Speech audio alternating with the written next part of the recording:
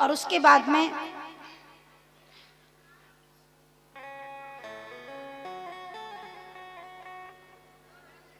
ध्यान देना, तो मैंने आपको बताया था कि कर्दम जी का विवाह देवहूति के साथ हुआ और उनके यहाँ पर कपिल देव भगवान प्रकट हुए थे। ये तृतीय स्कंद की कथा है। कपिल देव भगवान ने, सभी लोग जानते हैं इस कथा को, कपिल देव भगवान ने जब अपनी माता देवहूति को सुंदर ज्ञान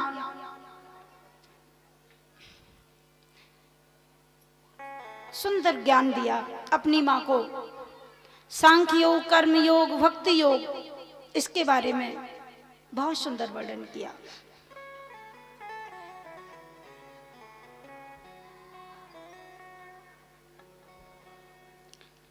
देखो भगवान धरती पर क्यों आते हैं, भगवान की कथा का पता नहीं चलता, इनके चरित्र का पता नहीं चलता। हमारे भागवत जी में लिखा है कि भक्त प्रहलाद जब पैदा हुए तो भक्त थे, और इनका पिता जो हिरण्यकश्यपु है वो भगवान से द्वेष करता था, लेकिन प्रहलाद जी भक्त थे। लेकिन कूर्म पुराण में ये कथा आती है कि भगवान के साथ में प्रहलाद जी ने भी युद्ध किया है। ऐसी कथा कभी सुनी है आपने? प्रहलाद जी ने कभी भगवान से लड़ाई की है? कूर्म पुराण में कथा आती है कि भगवान नरसिंह के साथ प्रहलाद जी का द्वंद्व युद्ध हुआ।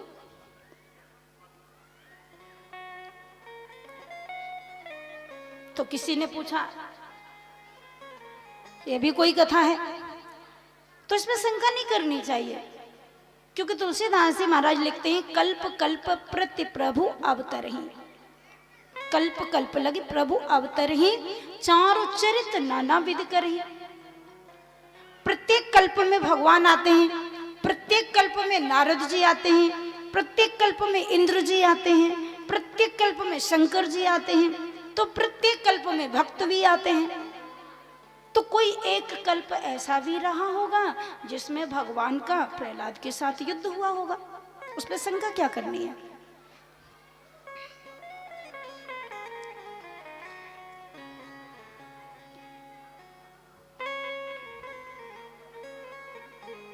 हिरण्याक्ष हिरण्यकश्यप, हिरण्याक्ष का उद्धार करने के लिए भगवान ने 12 का रूप धारण किया था।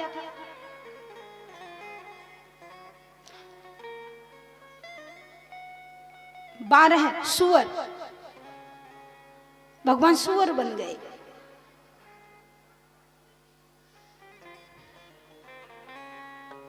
देखो भगवान मनुष्य ही बन के आते हैं ऐसी बात नहीं, प्रत्येक जीव में परमात्मा है, भगवान कुछ भी बन सकते हैं। तो जब दिति के गर्भ से 2 बालक पैदा हुए, हिरण्याक्ष हिरण्यकश्यप, तो हिरण्याक्ष को मारने के लिए भगवान ने 12 का रूप धारण किया, पृथ्वी का उद्धार किया। और वह भगवान के प्यारे पार्षद थे जय और विजय, जिन्हें सनकादिक ऋषियों ने श्राप दे दिया था। तो वहां सनकादिक ऋषियों के श्राप के कारण वो राक्षस बन गए। 3 जन्म दुज वचन प्रमाना, 3 जन्म के लिए राक्षस बन गए। तो एक जन्म में हिरण्याक्ष हिरण्यकश्यप हुए, दूसरे जन्म में रावण कुंभकर्ण हुए, और तीसरे जन्म में दंतवक्र और शिशुपाल हुए।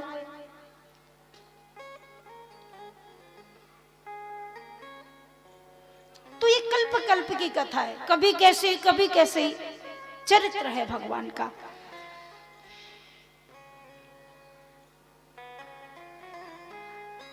तो कपिल देव भगवान ने तो माता देवहूति को नवदा भक्ति के बारे में बताया, अपनी माँ को ज्ञान दिया, बड़ा सुंदर ज्ञान दिया। और उसके बाद देखो मैंने आपको करदम जी के बारे में बताया था कि करदम का मतलब क्या है, जिसने किया है इंद्रियों का दमन। करदम, जिसने इंद्रियों का दमन किया है वो करदम है। उनकी पत्नी देवहूति, 9 कन्याएं पैदा हुई और उन 9 कन्याओं का विवाह ब्रह्मा जी के 9 पुत्रों के साथ हो गया। लेकिन भगवान ने करदम जी को कहा था कि मैं तुम्हारे घर पुत्र बन के आऊंगा, तुम्हें पिता बनाऊंगा। तो करदम जी ने सोचा कि भगवान मुझे बाप बनाएंगे तो मुझे घर पर रुकना चाहिए। बहुत समय तक घर पर रहे और जैसे ही कपिल देव भगवान प्रकट हो गए वैसे ही करदम जी वन को चले गए। तो कपिल देव भगवान ने अपनी माता देवहूति को बड़ा सुंदर ज्ञान दिया, आप सभी लोग जानते हैं। यहां पर सती चरित्र का वर्णन किया गया। आकुति देवहूति प्रसूति रीति सप्तमः, पहले देवहूति की संतान का वर्णन किया और उसके बाद में पहले रुचि प्रजापति को जो आकुति ब्याही और इनके वंश में आगे अत्रि पैदा हुए। अत्रि की पत्नी अनुसुईया, ध्यान देना, और अत्रि की पत्नी अनुसुईया बड़ी पतिव्रता हैं। उनकी परीक्षा लेने के लिए त्रिदेव भगवान शंकर विष्णु ब्रह्मा तीनों गए उस पतिव्रता का परीक्षण करने के लिए।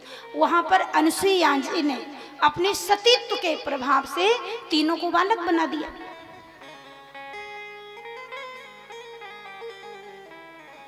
और जब तीनों को बालक बना दिया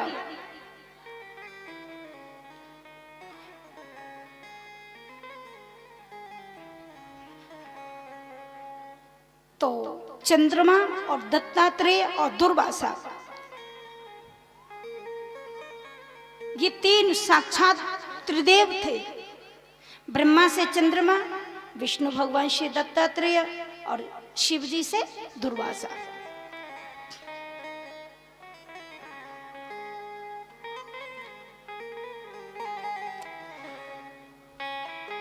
प्रियव्रतोत्तान पदो तिस्त्र कन्या से भारत आकुति देवहूति प्रसूति ऋत सप्तमः। अब प्रियव्रत की कथा आती है। स्वयंभू मनु के बड़े पुत्र हैं प्रियव्रत।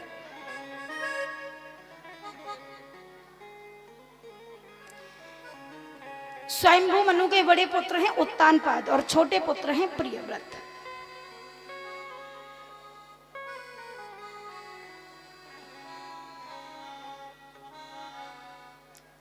बड़े पुत्र हैं उत्तानपाद। देखो जो जीव है ना, जीवात्मा को ही उत्तानपाद कहा जाता है। इनकी दो पत्नियां हैं, सुनीति और सुरुचि। सुनीति का मतलब सुंदर नीति और सुरुचि का मतलब रुचि माने इच्छा, मनमाना आचरण करने वाली स्वेच्छाचारिणी बुद्धि को ही सुरुचि कहते हैं।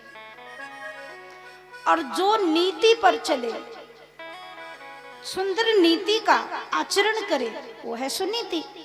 सुनीति के ध्रुव पैदा होते हैं, सुरुचि के उत्तम पैदा होते हैं।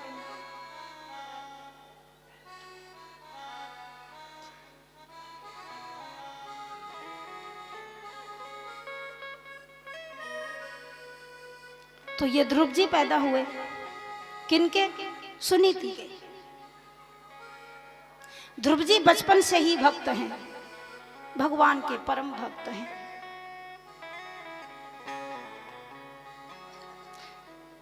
लेकिन ये जो उत्तानपाद है, कल मैंने आपको सुनाया था कि 10 मुख और 10 रथ, जिन इंद्रियों ने भोग किया है विषयों का और जिन इंद्रियों ने भगवान को प्रेम किया है, कितना अंतर हो गया।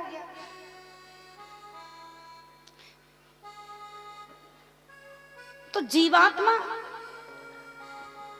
ये जो मन है ना, बड़ा उटपटांग काम करता है। हम लोग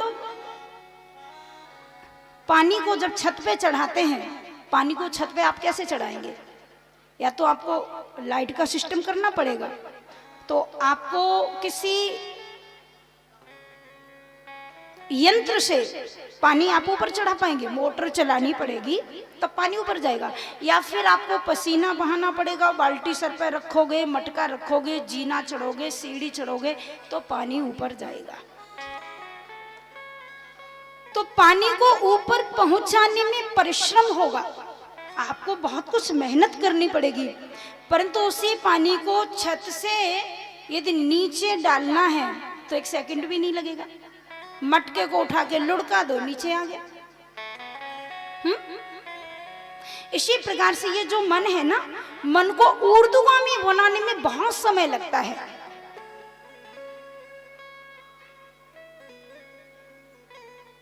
मन में विकृति आने में देर नहीं लगती, मन में खोटे विचार आने में समय नहीं लगता। मन छोटा काम बड़े जल्दी कर लेता है, परंतु मन की महानता तब है जब मन को ऊर्ध्वगामी बनाया जाए। इसके लिए तो पसीना बहाना पड़ेगा। तो ये जो ध्रुव जी हैं, सुनीति के पैदा हुए, और जो तानपाद है इसने एक दूसरी रानी को घर में रख लिया।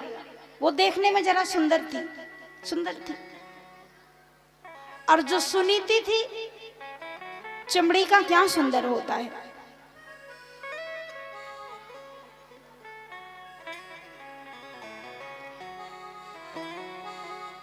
मेरे भाई बहन, जो सुंदर होता है वो तो सुंदर ही होता है,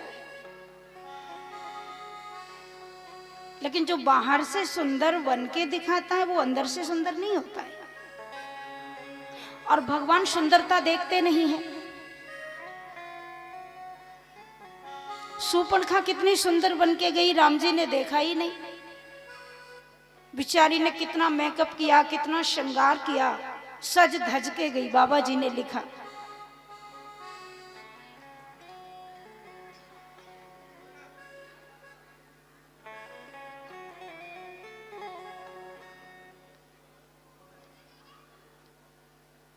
रुचिर रूप धरि प्रभु पहि जाई, बोली बचन बहुत मुस्काई। सुंदर रूप बनाकर गई शूर्पणखा, इतना मेकअप करके गई, वन ठन के गई। उसने समझा कि राम जी मेरा कुछ काम बनेगा, लेकिन राम जी ने तो देखा ही नहीं। बाबा जी ने लिख दिया, गई लेकिन देखा नहीं। देखा किसको? बाबा जी ने लिखा,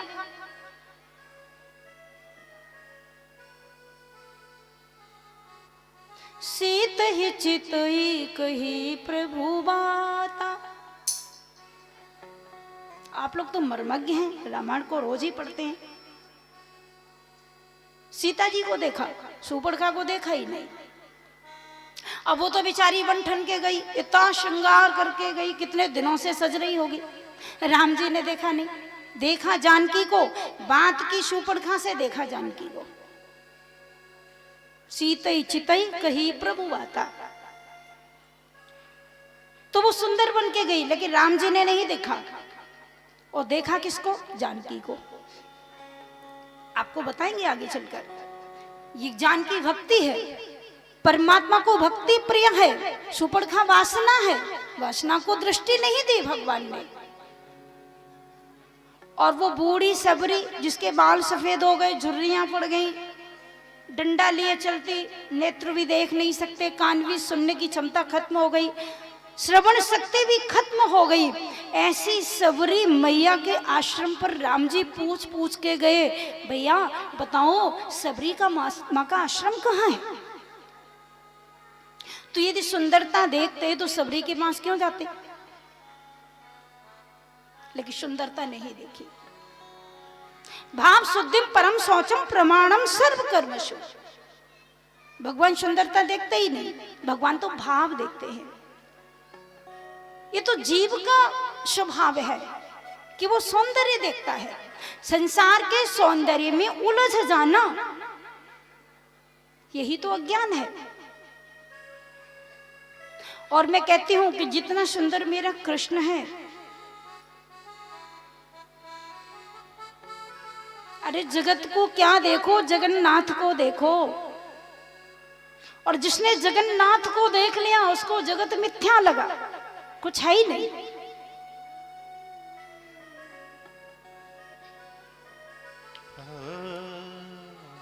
तो वहां पर, यहां पर श्री ध्रुव जी उत्तानपाद तो दूसरी पत्नी को ले आई, सुरुचि को ले आए, उसको रख लिया घर में। अब वो सुरुचि ने सुनीति को घर से निकलवा दिया, बाहर निकलवा दिया। हटाओ इसको, ये कौन है? बोले मेरी धर्म पत्नी। बोले मुझे लेके आई तो इसकी कोई जरूरत नहीं, हटाओ इसको। बेचारी को निकाल दिया, ध्रुव जी को भी निकाल दिया। उन्हीं के ध्रुव पैदा हुए ना। लेकिन ध्रुव तो भक्त हैं भगवान के, मंदिर में जाते हैं, भजन करते हैं, प्रभु का नाम लेते हैं, स्मरण करते हैं, बड़ा सुंदर। नहीं तो जीना क्या, हरि नाम नहीं तो जीना क्या, हरि नाम नहीं तो जीना क्या।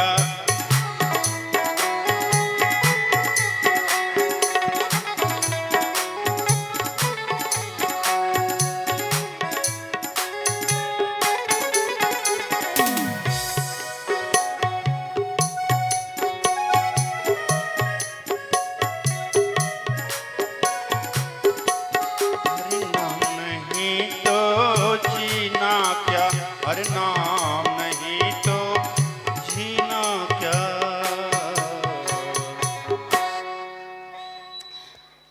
तो बड़ा सुंदर भगवान ठाकुर जी का सौंदर्य। ध्रुव जी भगवान की भक्ति करते हैं, मंदिर मंदिर में जाकर के पूजा अर्चना करते हैं। न दानम न तपो न ज्ञान शौचम न व्रतान च प्रियते अमल्या भक्त्या हरिर अन्यद विडंबनम। प्रहलाद जी ने भी यही कहा है कि भगवान न दान से खुश होते हैं, न स्नान से खुश होते हैं, न व्रत से खुश होते हैं, न यज्ञ से खुश होते हैं, वो तो भाव से खुश होते हैं। तो यहाँ पर ध्रुव जी मंदिर मंदिर जाते, ठाकुर जी के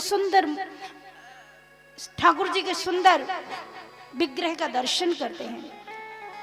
आइए 2 मिनट। सांबुली सूरत पे मोहन दिल दीवाना हो गया, सूरत पे मोहन दिल दा, सांवली सूरत पे मोहन दिल दीवाना हो गया।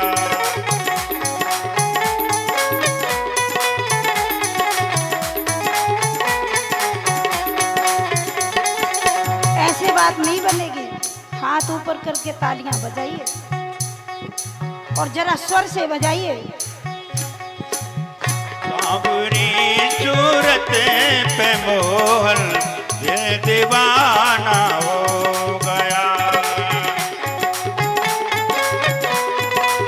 राधे सांवली सूरत पे मोहन दिल दीवाना हो गया, सांवली सूरत पे मोहन दिल दीवाना हो गया।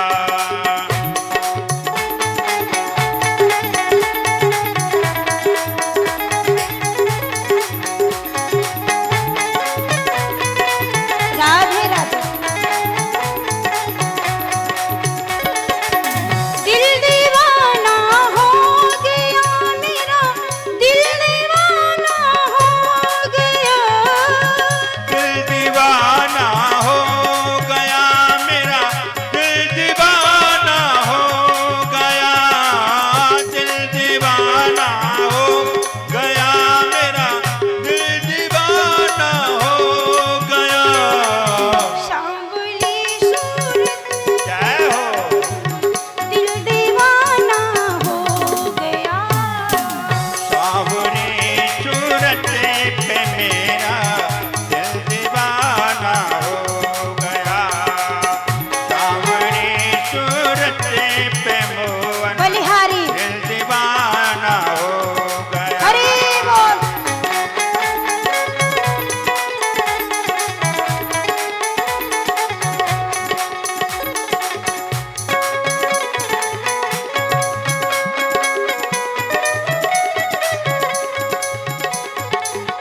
एक तो तेरे नैन तिरछे, दूसरा काजल लगा, एक तो तेरे नैन तिरछे, दूसरा काजल लगा, एक तो तेरे नैन तिरछे, दूसरा काजल लगा, तीसरा नजरे मिलाना, तीसरा नजरे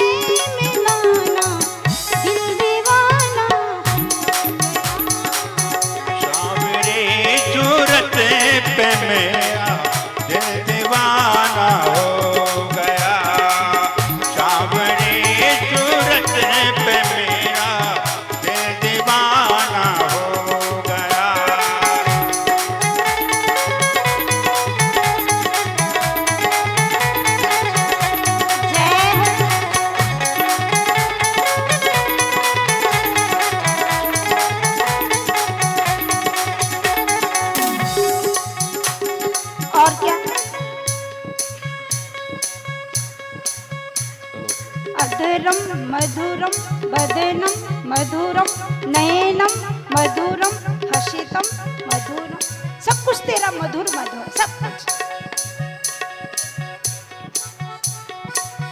एक तो तेरे ओठ पतले, दूसरी लाली लगी। एक तो तेरे होठ पतले, दूसरी लाली लगी।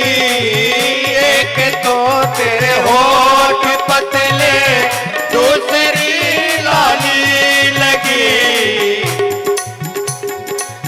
तीसरा तेरा मुस्कुराना, तीसरा तेरा मुस्कुराना, दिल दीवाना तेरा मुस्कुराना, दिल दीवाना हो गया। तीसरा तेरा मुस्कुराना, दिल दीवाना हो गया। सांवली सूरत पे मोहन, दिल दीवाना हो गया। सांवली सूरत पे मोहन, दिल दीवाना हो गया।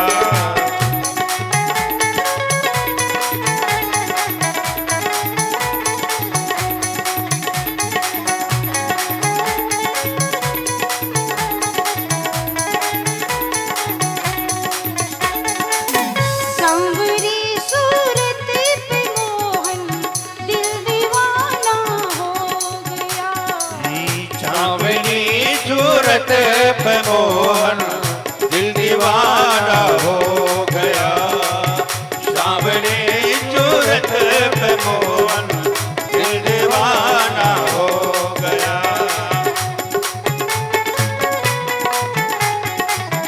और के बिहारी लाल की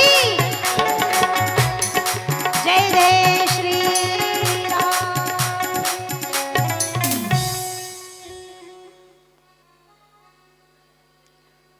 तो पूज्य सुखदेव भगवान यहाँ बड़ा सुंदर वर्णन करते हैं। ध्रुव जी भगवान के भक्त हैं, मंदिर मंदिर जाकर पूजा अर्चना करते हैं ध्रुव जी।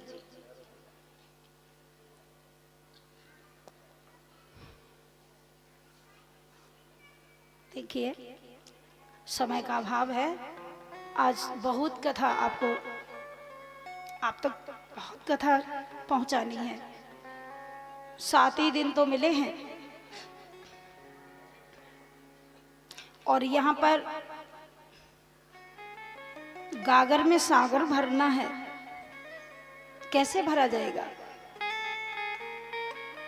आप लोग हैं बहुत अच्छे, बहुत अच्छे लगते हैं आप लोग, बातें तो बहुत अच्छी हैं।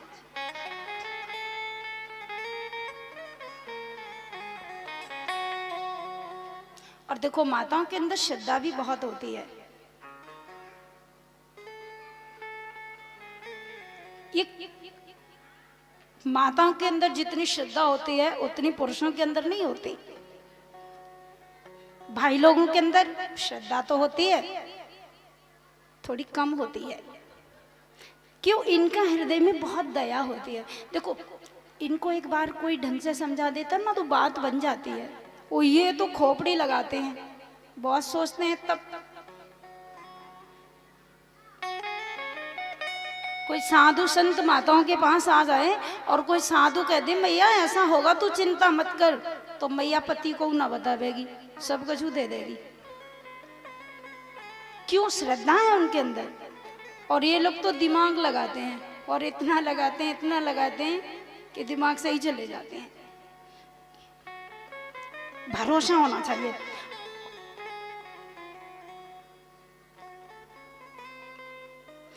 मुझे एक छोटा सा प्रसंग याद आ गया।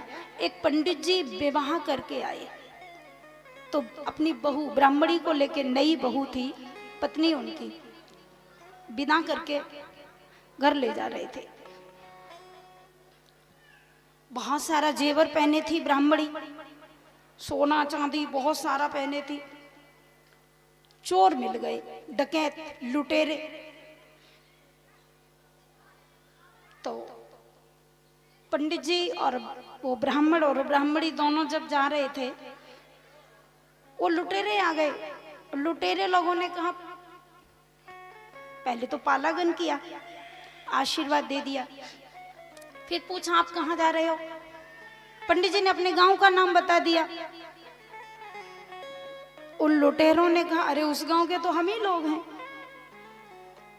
चलो हम लोग समय भी पास होगा और बात भी करते चलेंगे, अच्छा रास्ता कटेगा। ब्राह्मण चालाक बहुत होता है, ध्यान देना, पागल मत समझना, ब्राह्मण बड़ा चालाक है। इसकी बुद्धि जहां पहुंचती है कोई नहीं पहुंच पाता, भगवान भी हैरान है ब्राह्मण से।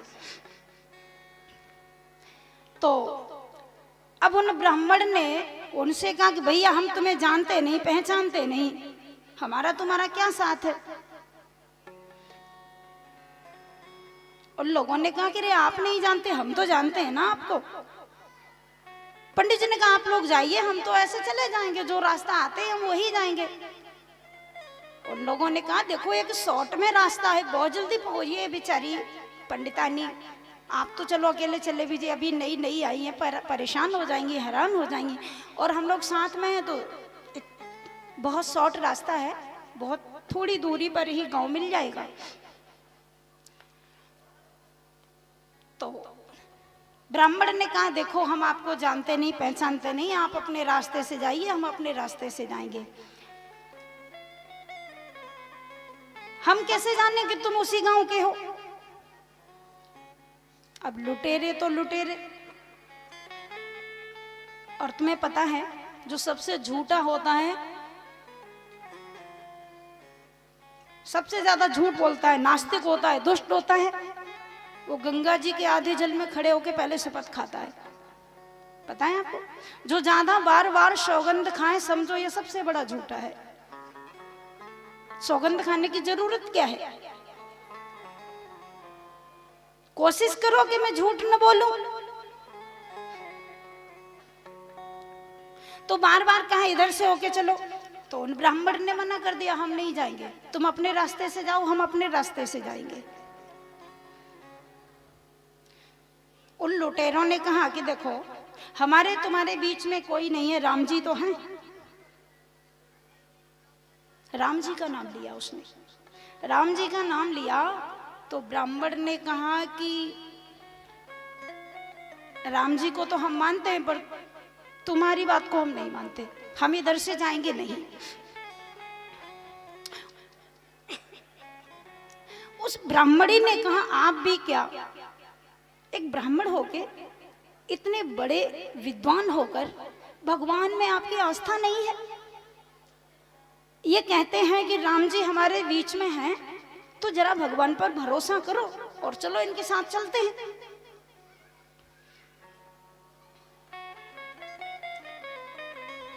ब्राह्मण ने कहा तुम बहुत बड़ी भक्तिन हो गई हो, हम मान नहीं रहे हैं और तुम अभी अभी नहीं आई हो, तो तुम इन पर भरोसा कर रही हो। तो ब्राह्मणी ने कहा नुकसान क्या है, जब ये लोग कह रहे हैं कि राम जी बीच में हैं तो चलो चल देते हैं, ऐसे क्या परेशानी हो जाएगी। जब बार बार कहा तो ब्राह्मण के मन में भी आ गया चलो राम जी बीच में है तो ठीक है, लेकिन फिर कहा देखो पंडितानी कुछ गड़बड़ी हो सकती है। ब्राह्मणी ने कहा छोड़ो ना, क्या गड़बड़ी होगी, जब हम लोग अपने अच्छे हैं और ये बेचारे बार बार हमारा साथ दे रहे हैं, राम जी बीच में है तो चल देंगे, क्या परेशानी है। अब ब्राह्मण बेचारे बातों में आ गए, ब्राह्मणी को लेकर चले, और जैसे ही चले तो गांव वांव तो काफी दूर था। लुटेरों ने देखा, लुटेरों ने देखा कि यहाँ पर नई बहू भी मिल गई और धन भी मिल रहा है, पंडित जी को उड़ा दो। वो तो ज्यादा थे, पंडित जी अकेले थे।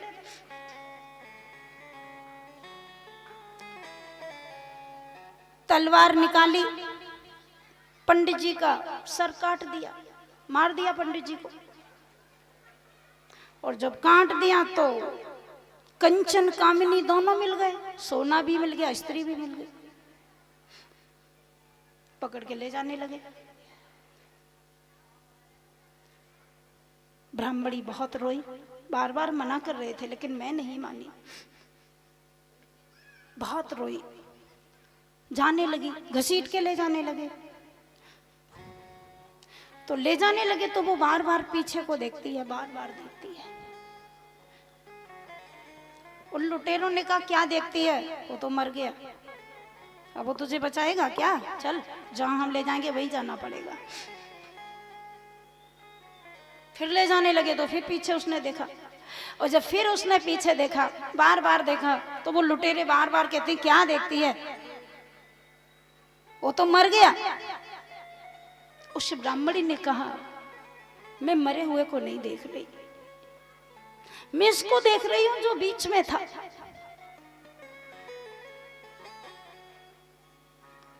मैं मरे को नहीं देख रही, मेरा पति मर गया, मैं उसको नहीं देख रही, मैं उसको देख रही हूं जो बीच में था, वो कहां है। कितना बड़ा भरोसा है उसको। और जैसे ही उसने कहा कि मैं बीच वाले को देख रही हूं, तो राम लक्ष्मण धनुष बाण लेकर पीछे से घोड़े पर सवार होकर आ गए।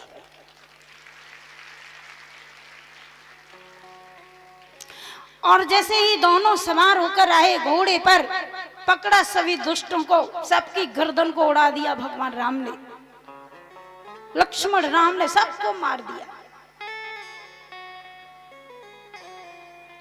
वो मरे हुए ब्राह्मण के पास पहुंचे, राम जी ने हाथ लगाया और कहा क्यों ड्रामा करते हो, खड़े हो जाओ, क्यों नाटक कर रहे हो। और जैसे ही हाथ लगाया ब्राह्मण जिंदा हो गया।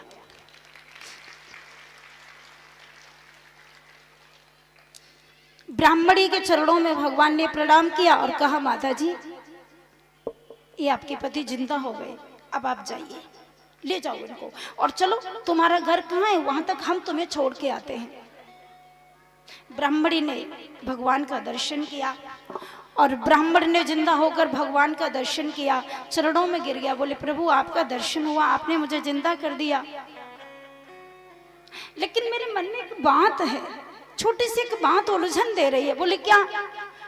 तो ब्राह्मण ने कहा कि आप आए लेकिन आने के पहले मुझे मरवा दिया, क्यों मरवा दिया, ये काम अभी करना था, पहले ही इनको मार देते आप तो पहले भी मार सकते थे, और आपने मुझे मरवा दिया, उसके बाद जिंदा किया, ऐसा क्यों किया आपने। तो राम जी ने कहा तुम्हारे अंदर मेरे नाम के प्रति विश्वास नहीं था, तुम बार बार कहते थे कि राम जी को तो मानता हूं, पर वो बार बार कह रहे थे कि राम जी बीच में हैं, तो भी तुम कह रहे थे कि नहीं नहीं राम जी तो बीच में हैं, लेकिन हम तो अपने ही रास्ते से जाएंगे, हम तुम पर भरोसा नहीं करते। परंतु तुम्हारी ब्राह्मणी ने कहा कि नहीं यदि राम जी बीच में है तो हम इधर से ही जाएंगे। तो तुम्हारी पत्नी को भरोसा था, इसलिए मैं तुम्हारे कारण नहीं, तुम्हारी पत्नी के कारण मुझे आना पड़ा।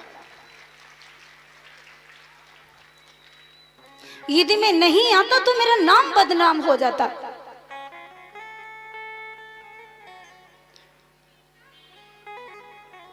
तो भगवान पर भरोसा रखना चाहिए, और पूरा भरोसा रखना चाहिए। जब तक पूरा भरोसा नहीं होगा तब तक भगवान मदद नहीं करेंगे। बहुत सारे प्रसंग हैं, बहुत सारी चीजें हैं जो हमें भगवान की तरफ, भगवान से जोड़ देती हैं, संसार से हमें मोड़ देती हैं, विषयों से हटा देती हैं। भगवान के चरणों में हमारी रति हो जाती है, भगवान के चरणों में हमारा प्रेम जागृत हो जाता है। राधे राधे, जोर से बोलो राधे।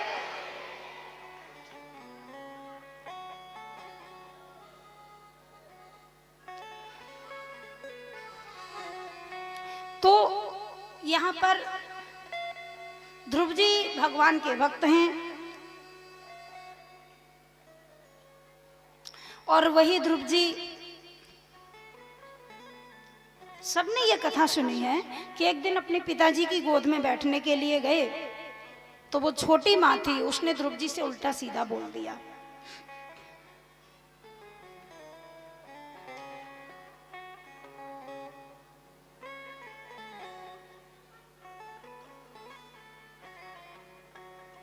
एकदा सुरुचे पुत्रम अंकमारोप्य लालयन्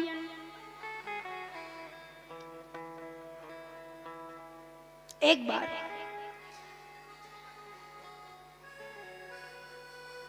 उत्तानपाद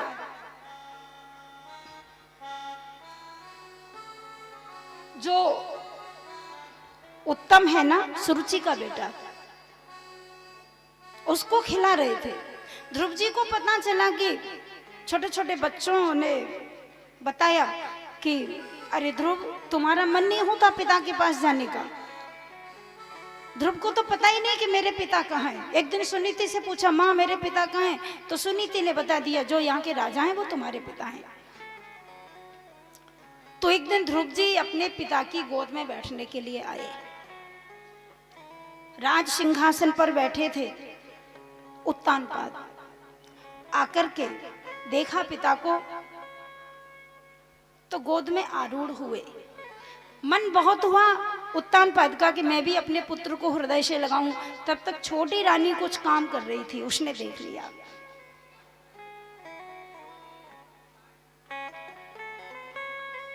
और उसने कह दिया, निगृहीतो क्या ये तुम कुच्छाप पिनपात्मजः। छोटी रानी ने ध्रुव को ललकारा और कहा, तू इस पिता की गोद में नहीं बैठ सकता। अरे अभागे, तुझे नहीं पता, इस पिता की गोद में तो वही बैठेगा जिसने मेरे गर्भ से जन्म लिया है। तो ध्रुव जी ने अपनी माँ से कहा, माँ ये मेरे पिता हैं, तो मैं इनकी गोद में क्यों नहीं बैठ सकता? सुरुचि ने डांट कर कहा, ये तो तेरे पिता हैं पर मैं तेरी माँ नहीं हूं, इसलिए तू नहीं बैठ सकता।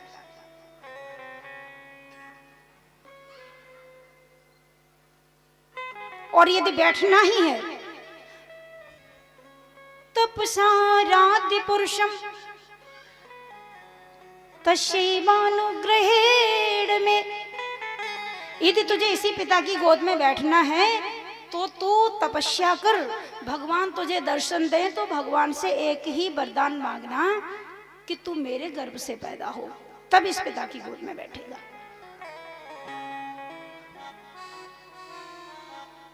तो ध्रुव जी को बड़ा धक्का लगा। मां ने मेरा अपमान किया, लेकिन ध्रुव को तो बुरा लगा सो लगा, भगवान को बहुत बुरा लगा। भगवान ने सोचा कि देखो, सुरुचि कहती है कि यदि इस पिता की गोद में बैठना है तो मेरे गर्भ से जन्म ले। भगवान यदि तुझे मिल जाए तो भगवान से वरदान मांगना कि मैं सुरुचि के गर्भ से जन्म लूं। परंतु इसको ये नहीं पता है कि जिसे भगवान मिल जाएंगे वो जन्म क्यों लेगा, वो तो संसार सागर से वैसे ही तर जाएगा। भगवान का दर्शन करने के बाद पुनरपि जन्मम पुनरपि मरणम पुनरपि जननी जठरे शयनम, आना जाना होता ही नहीं।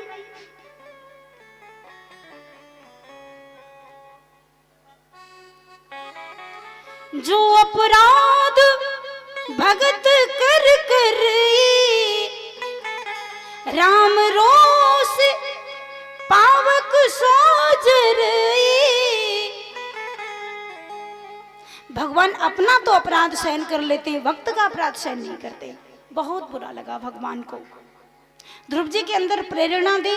ध्रुव जी वहां से वापस चले गए और जाकर के अपनी माँ सुनीति के चरणों में रोए, माँ आज मैं पिता की गोद में बैठने गया तो छोटी माँ ने मुझे बहुत डांटा और कहा कि तू इस पिता की गोद में नहीं बैठ सकता। छोटा बालक 5 वर्ष का माँ से बड़े सरल स्वभाव से कहा, माँ मेरे पिताजी ने मुझे अपनी गोद में क्यों नहीं बिठाया? माँ ने सीधा सीधा जवाब दे दिया, बेटा कोई किसी का बेटा नहीं, कोई किसी का बाप नहीं। यदि तुझे जीवन में सुख मिलना है, यदि तुझे सुखी रहना है, तुझे खुशहाल जिंदगी जीना है तो छोड़ दे दुनिया वाले पिताओं को, परम पिता परमात्मा की गोद में तू बैठ जा। मेरा गर्भ भी धन्य हो जाएगा, मैंने तुझे जन्म दिया है, मेरा जीवन भी सफल हो जाएगा।